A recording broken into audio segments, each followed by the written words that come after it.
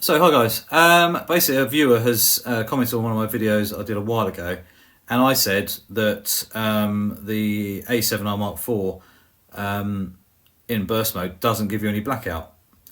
So I'm just going to show you what I mean. Obviously the A9 can do full electronic shutter with no blackout whatsoever, and this can as well, but with no mechanical shutter. And I've got the RX10 Mark IV, which you probably know. And basically that can do exactly the same, 24 frames per second, no blackout, no nothing, and it's literally amazing. This only does 10 frames a second, but still with mechanical shutter it manages to do this. So I'm going to start off slow, or low, so with low burst rate. So we're going to try that now, and I'll just do a couple, and you will see the shutter basically. There you go, so you can see it, that's blackout basically. So that is the shutter mech blocking the sensor. So there's that bit, and you think, okay, well that's fine. So that's kind of normal, and most cameras will have that, especially DSLRs, because obviously they have a mirror.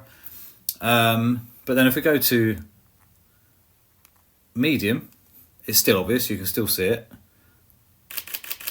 And even if I move the camera away, you can still see that there's a little bit of blackout there. And you think, okay, well that's still relatively normal. And when we talk about this, it's not the end of the world anyway. Yeah, you miss a little bit because in between that, the shutter happening and everything like that, you're kind of missing stuff, and obviously the camera can't focus in between. That's one issue. So shooting on the non-mechanical shutter can be beneficial. So yeah, anyway, so let's go onto high now. So this is high, and you can still see there's some blackout there. Totally, you can see it's a little bit flickery. And that's still kind of normal. But it's when you go to high plus, it seems to do you can see one hit of blackout, so literally the first frame, and then after that it just seems to disappear. It's like almost like magic.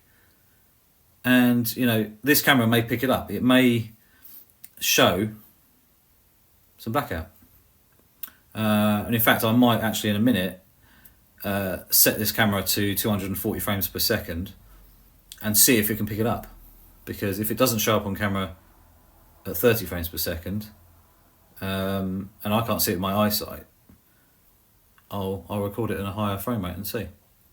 But we'll try that in a second. So right, anyway, so let's go to high plus now. So you've got 4 speeds of burst, so low, medium, high, and then high plus. And so as I push the button, you'll see 1 blackout frame, or maybe 2. It's happening that fast. And then after that, you see nothing. But then as you let go to finish that thing, the last one you seem to see it again. So let's have a go. So here we go. See, nothing. I'm moving the camera around, there's no real issue. And then I let off. You can see there's me, short burst, and then it's hit. So as it hits the buffer, it's hitting things. So, and you can feel the mechanical shutter still going. It's still vibrations coming through the camera. So, it's not like I've put it into silent mode. So if I go into silent mode, turn that on, and obviously now it's shooting loads of shots. You can see the buffer going down on the left hand side. So, that's got no blackout at all, obviously, because there's no mechanical shutter. But how it does it with the mechanical shutter working is, a bit mind-boggling. Unless 10 frames a second is slow enough, the frame rate, that it can get away with whipping them out, if you know what I mean. Get rid of those frames. I'm not sure. A bit of sort of electronic wizardry as in on the screen. I'm not quite sure how that works. But if you see what I mean, it just sort of isn't there anymore, so I'll show you again. So this is back to high plus. You see the first one there, so you can actually see it. As soon as you go, that's it. And even moving the camera around, There's nothing. So, you know, it's mad. That's what I meant. So, you know, the fact there is no blackout as such, I've not had an issue. I've never missed anything using this burst setting. You know, I've turned it down to medium a couple of times. Obviously, you do see a bit of obviously blackout, but when you're using it on high plus, just that first 1 or 2 shots, you see a flicker of black, but then after that, it's just clear. So I'm not sure how it does that. If someone might actually know this, I don't know. But that's what I thought. You know, to me, it looks very much like the RX10 Mark IV and the A9 with no blackout. So, don't know. Anyway, I'm going to film it quickly now at 240 frames a second and see if you can actually see anything on the screen.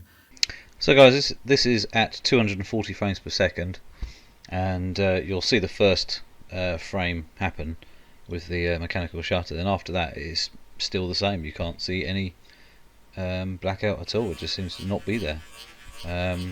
You can feel the mechanical shutter working through your hand, so it's definitely working. It's just clever that you don't actually see it happening. Clever stuff.